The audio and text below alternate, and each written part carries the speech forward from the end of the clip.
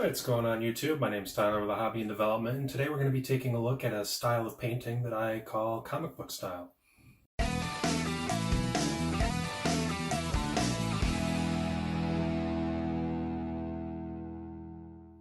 So to give you an example of comic book style painting, I'll put an example up here. This style is unique in that it strays away from the realism side, or the normal side of painting that you see most commonly employed. And this is a unique style in that the color contrast is quite high compared to some of the other types of painting styles that are out there. Some of the things that make this style unique is that you don't use shades in the traditional sense. When you do use shades, you're more tinting the different colors instead of just putting it in the recesses. In fact, the shading in a traditional sense doesn't happen in the same sense that it does in a normal traditional painting. You're not applying shade to the recesses of the model. So this style is also similar to cell shading. Some people label it Borderlands style. I prefer to call it the comic book style because it's very resemblant of how comic books appear, where you have very high contrast between your different colors, and then you have that black, it's called inking, that basically traces all the detail, and it makes all the contrast that you worked on quite pronounced and pop on the page, in the picture, or on the model rather. Some of the ways that we achieve this are by, again, using high contrasting colors. So when you're laying down your base layers, you want to choose like a bright color, but not overly bright, because then we're going to pump it up a couple steps, and we're going to choose a even brighter color in a shade to layer over that. And when we do so, you're not blending it like a traditional sense. You really want the contrast to be there, to pop, and I'll show you in a little bit how we go about achieving that. And then in the final stage, after we get all the transition of the highlights done, we go ahead and ink all the details. And I use airbrush flow improver and just some black acrylic ink. However, you could use acrylic paint. You could use some black ink. You just want something that is going to be not dry quickly and have a good working time, because it does take quite a bit of time to ink. I think that's the longest step. Everything else is pretty simple. Again, a couple of things to keep in mind. You want a model where there's not too much detail going on, too much color variance, because we only have a specific number of colors that we can use. Can't really use blacks or really dark colors, just because the inking won't show up and you won't get that high contrast. But you can use colors like grays and browns, and as long as the grays are pretty light and the browns are not too dark, purples, whatnot. You'll see I'm going to show you how I've done my aberrants and my patriarch, and then we're going to work on an example of an actual Genestealer, and then we'll go ahead, and during that process I'll explain how I'm doing the different things and what I go about to get that done. So I hope you enjoy the painting tutorial part of this video, and if you have any questions, please feel free to leave a comment below and I'll try to answer them as best as I can. So before we begin, I just want to show a couple of the models that I have finished and in progress. This is the first one that I did, the Genestealer Patriarch. Really happy with this model. I used Scrag Brown for the metal on the piping, and it turned out pretty well. For a first attempt, I'm really happy with this model, and you can really see how the contrast is done here. And the inking, there's no real use for shades in this one. Everything is pretty just apply and go. This is the aberrant that I did. Again, high contrasting colors. You don't want to use a lot of darks.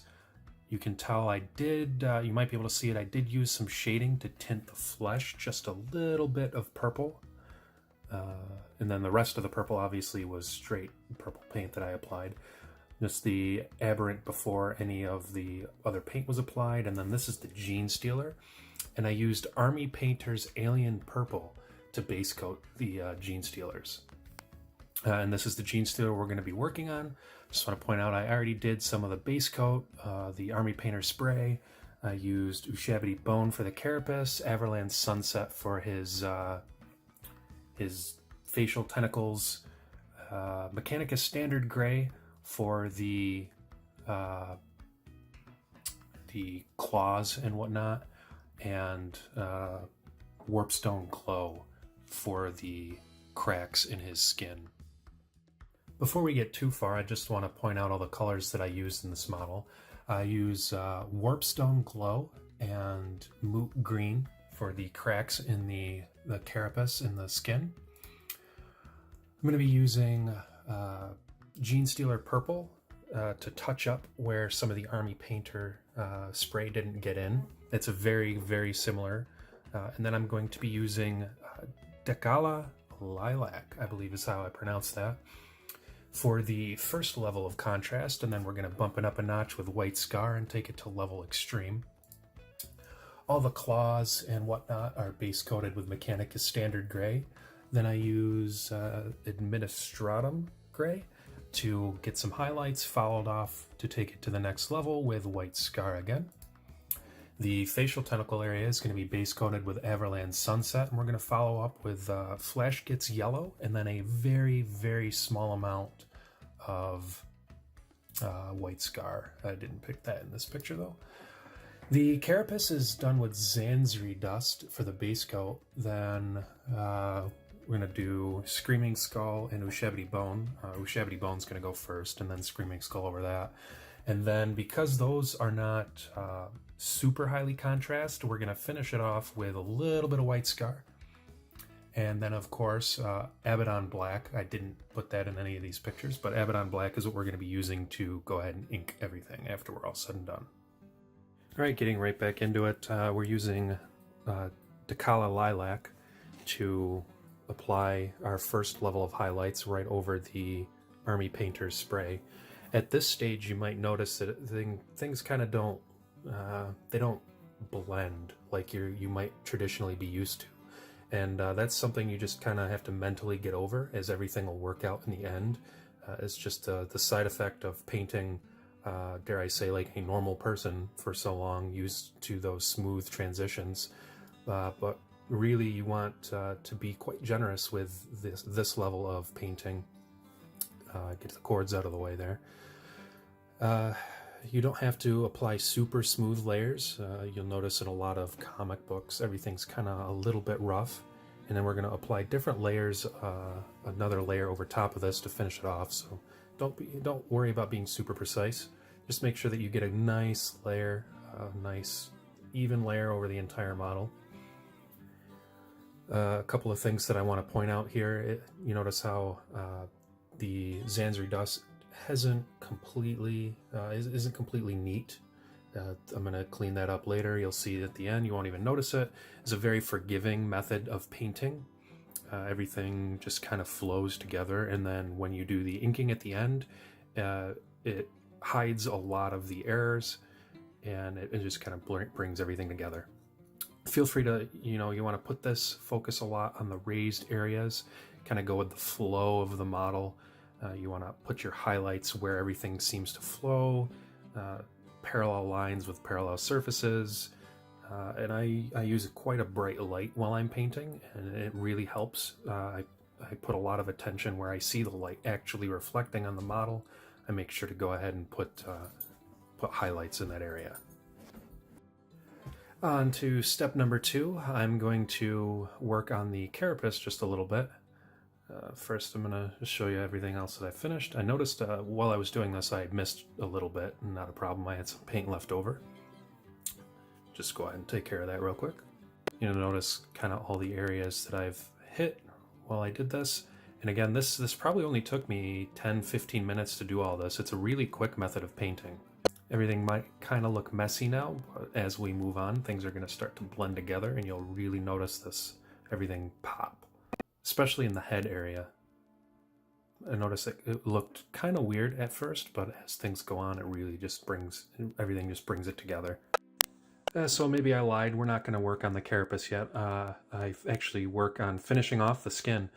So this is my favorite part. I really like bringing the white into the purple skin. It might not show up quite as well on the camera footage, but in the final pictures that I show at the end, you'll really see how the white just takes everything to the next level. When you're applying this white, make sure that you're staying inside the lilac that you've already applied. and you kind of want to bring it towards the highest edges. You want to apply this white to just about every area that you've already hit. Feel free to leave some spaces between the different white spots that you apply. You really want to be organic with it. You definitely want to make sure that all your high edges have some white, and this will help bring everything really nicely together in the end. First things first, I just review the model, and I notice some areas that I got to touch up with a little bit of white, and then I go in and I touch up some areas that I forgot with a little bit of warpstone glow before I begin on the carapace highlights.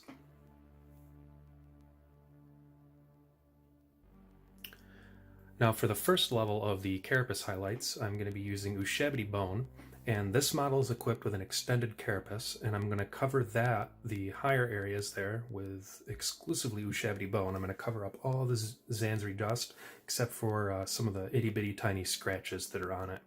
And this is going to just increase the contrast of the extended carapace from the normal carapace that we're going to do.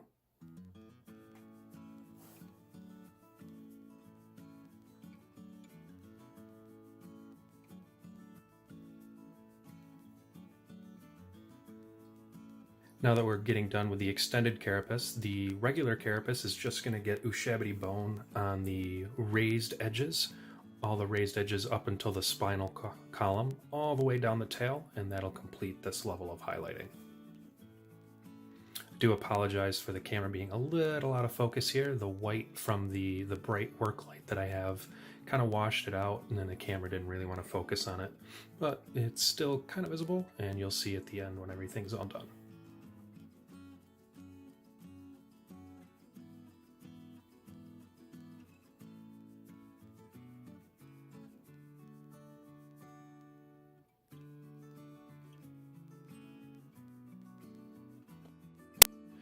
In this area, I notice I forgot a little bit of the claws and whatnot, so I go back and I touch that up with Mechanicus Standard Gray. Now we're going to hit the carapace with Screaming Skull, and we're going to focus on the extended carapace just along the ridgeline and a little bit towards the outer edges, just to get a nice transition there. Then we're going to go to white afterwards.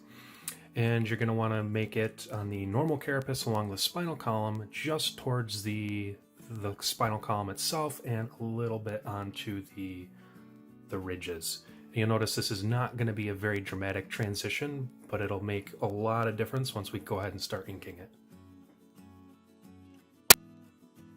And in this next section, I'm just going to add some Flash Gets Yellow. I'm basically going right up and down the tentacles on the face. Let's give that a little bit of high contrast to that area.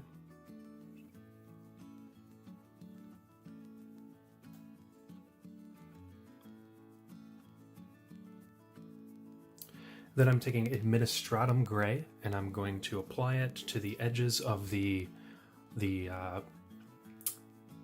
claws and the swords that are attached to his hands. I'm going to apply it much in the same way as I applied the white to the purple. I'm going to try to be organic and go with the flow of the model. Get all the claws, all the Mechanicus Standard Gray sections, and you'll be good to go on that.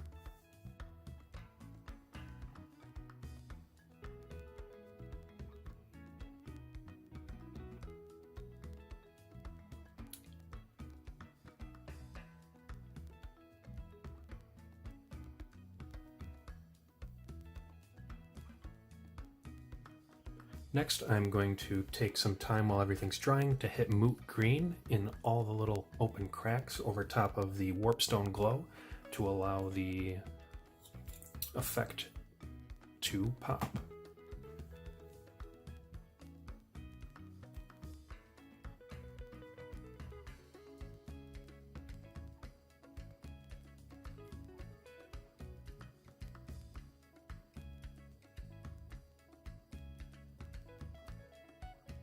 Then I'm looking for some paint. I think I end up going with Temple Guard Blue, and just very carefully dot the eyes. In my opinion, the eyes are the most important part.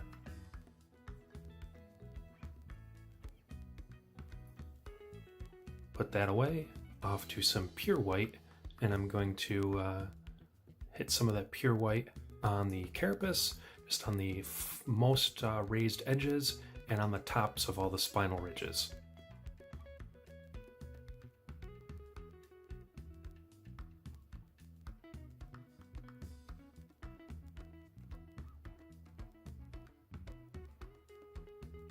While I've got the pure white out, I make sure to go ahead and hit all the claws. Applied in very much the same way that you apply the white to the rest of the model.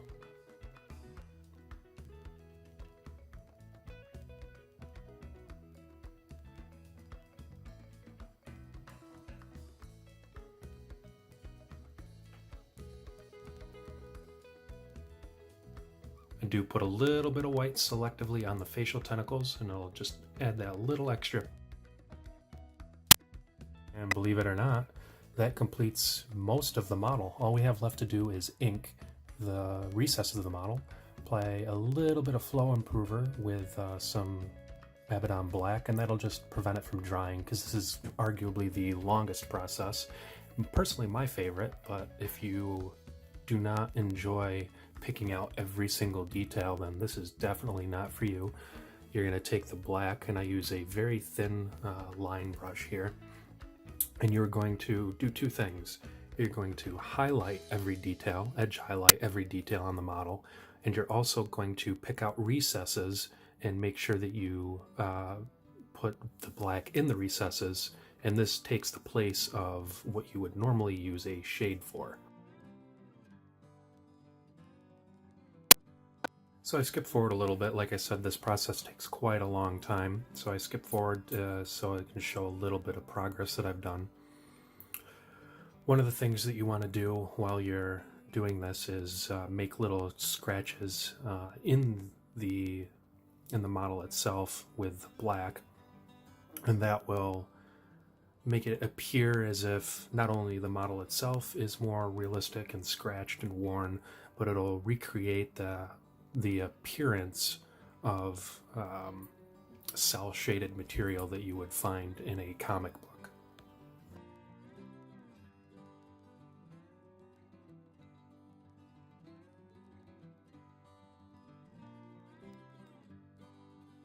Just two things I also want to mention. The green and the carapace, just outline those in black. Don't put any black in the inside.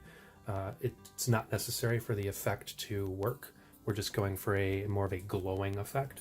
So the black outline will just make that happen. Kind of the same thing for the facial tentacles. We're just going to apply the black in the recesses, and then we're just going to go ahead and make some random horizontal black marks. And that's all that's necessary to make that effect work.